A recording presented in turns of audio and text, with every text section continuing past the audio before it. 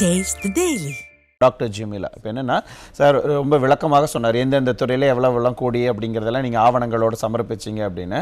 ஆனால் இப்போ என்னென்னா கிட்டத்தட்ட 4 லட்சம் கோடி ஊழல் அப்படின்னா எங்கே போச்சு இந்த பணம்? ஏன்னா நம்மக்கிட்ட காசு கஜானால இல்லைன்னு தான் 1 லட்சம் கோடி ஒரு வருஷத்துக்கு நம்ம வாங்கி 5 லட்சம் கோடி வாங்கியிருக்காங்க. மொத்தமாக 9 லட்சம் கோடி கடனில் தங்கில இருக்கிறாங்க. இந்த 4 லட்சம் கோடி வரை ஊழலும் பண்ணியிருக்கிறாங்க. இந்த காசெல்லாம் எங்கே போச்சு? இந்த காசு எங்க போயிருக்குன்னு இன்னைக்கு மாண்புமிகு எடப்பாடியார் சொன்ன லிஸ்ட்ல நமக்கு புரியுது. ஏன்னா நம்ம திரும்ப திரும்ப கேள்வி கேட்டுட்டே இருந்தோம். நீங்க கிட்டத்தட்ட 5 லட்சம் கோடி கடன் வாங்கியிருக்கீங்க, ஒரு வருஷத்துக்கு 1 லட்சம் கோடி. எவ்வளோ பெரிய பணம் அது. அதுல ப்ராப்பரா பட்ஜெட் போட்டிருந்தா மக்களுக்கு எத்தனையோ நலத்திட்டங்களை கொடுத்துருக்கலாம். ஆனா நம்மளும் கேட்குறோம், என்ன நலத்திட்டம்பா கொடுக்குறீங்க, என்ன கொடுத்துருக்கீங்கன்னு கேட்டா அதற்கு பதில் இல்லை. வந்த உடனே ஆரம்பிச்ச உடனே வந்து சொன்னாங்க மகளிருக்கெல்லாம் இந்த 1000 ரூபாய் உதவித்தொகை உரிமை தொகை அப்படின்னு சொல்லி கொடுக்குறேன்னு சொன்னாங்க. அது கூட நீங்க நம்ம கேட்கும்போது சொன்னாங்க நிதி பற்றாக்குறை அப்படின்னு சொல்லிட்டாங்க. ஒரு 28 மாசம் வந்து மகளிரை ஏமாற்றினாங்க. இப்ப வரைக்கும் அவங்க சொன்ன குறிப்பிட்ட தேர்தல் வாக்குறுதியில் சொன்ன அனைத்து ரேஷன் அட்டைதாரருக்கும்ன்ற அந்த வாக்குறுதியும் அவங்க வந்து நிறைவேற்றல. அதுலயுமே 1 கோடி பேருக்கு மேல மகளிருக்கு இன்னமும் கொடுக்கல. அப்ப அந்த திட்டமும் நிறைவேற்றல. நம்ம அனைத்து இந்திய அண்ணா திராவிட முன்னேற்ற கழக ஆட்சியில் இருந்த பல திட்டங்களை நிறுத்திட்டாங்க. குறிப்பா இப்ப அவர் கொடுக்கறேன்னு சொல்லி அறிவிச்ச லேப்டாப் திட்டத்தை கூட நீங்க எடுத்துக்கலாம். அத லேப்டாப் மறுபடியும் இப்ப கொடுக்க ஆரம்பிச்சிட்டாங்க. என்னைக்கு சார் கொடுக்கிறது?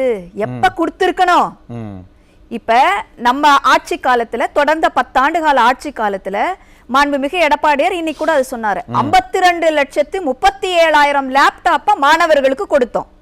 இவங்க ஆரம்பத்திலே கொடுத்திருந்தா கூட இன்னைக்கு கூட எத்தனை லட்சம், ஒரு 30 லட்சம் 25 லட்சம் லேப்டாப் கொடுத்திருக்கலாம். ஆனா கொடுக்கல. ஆனா இப்போ தேர்தல் நேரத்தில் தேர்தலுக்காக காலேஜ் ஸ்டூடெண்ட்ஸ் கவரணுன்றதுக்காக ஒரு லேப்டாப் அறிவிப்பு வந்திருக்கு. ஆனா நான் சொல்றேன், இதுலயும் ஊழல் செய்வாங்க.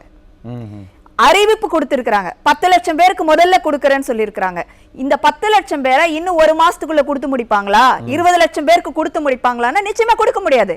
அடுத்து தேர்தல் அறிவிப்பு வந்து ஆட்டோமேட்டிக்கா எல்லா ஸ்கீம்ஸும் ஸ்டாப் ஆயிடும்.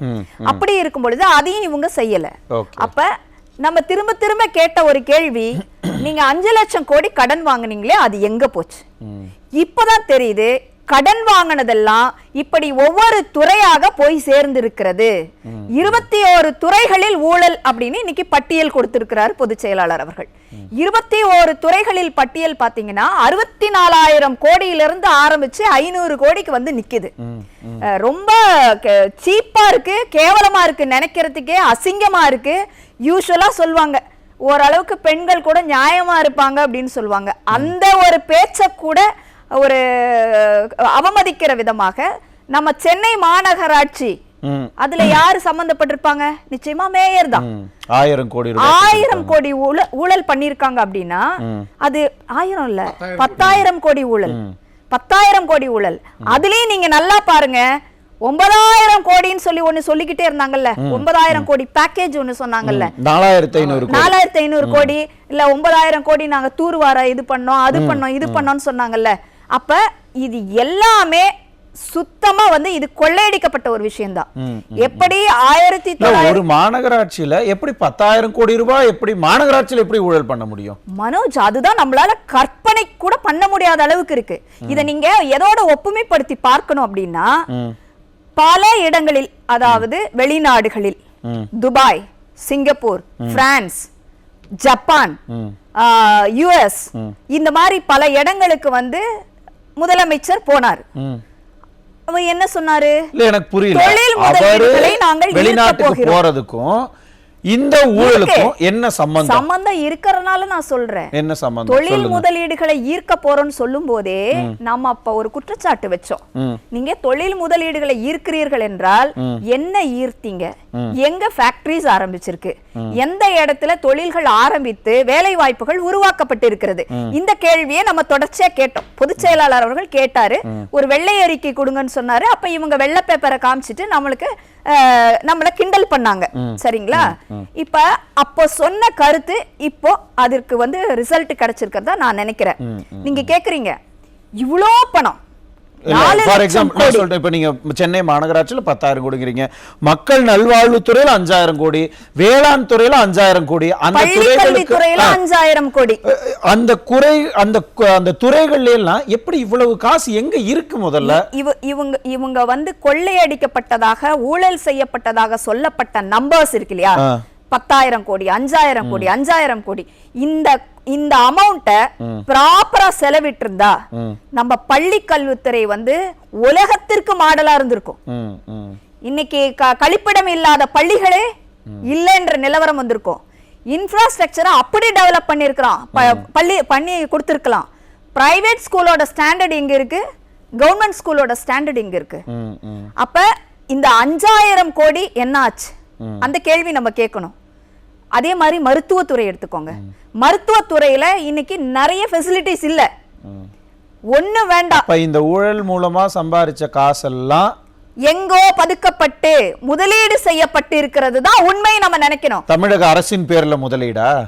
தமிழக அரசை நடத்துகிறவர்கள் பெயரில் முதலீடு செய்திருக்கலாம். இருங்க, அதுக்கு நான் இன்னொன்னு சொல்றேன்.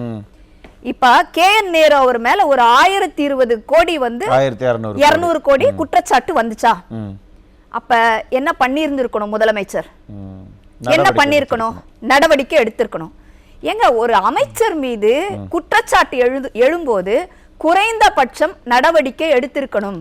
அதெல்லாம் அரசியல் காழ்ப்புணர்ச்சியில பண்ணாங்கன்னு சொல்லிட்டு போயிட்டாங்களே. அப்ப நீங்க வந்து ஊழல் புகார் இருக்கிறவங்க மேல ஒரு ED சொல்லக்கூடிய குற்றச்சாட்டை கூட நீங்க மதிக்கவே மாட்டீங்கன்னா நீங்க எதைத்தான் நீங்க பொருட்படுத்துவீங்க?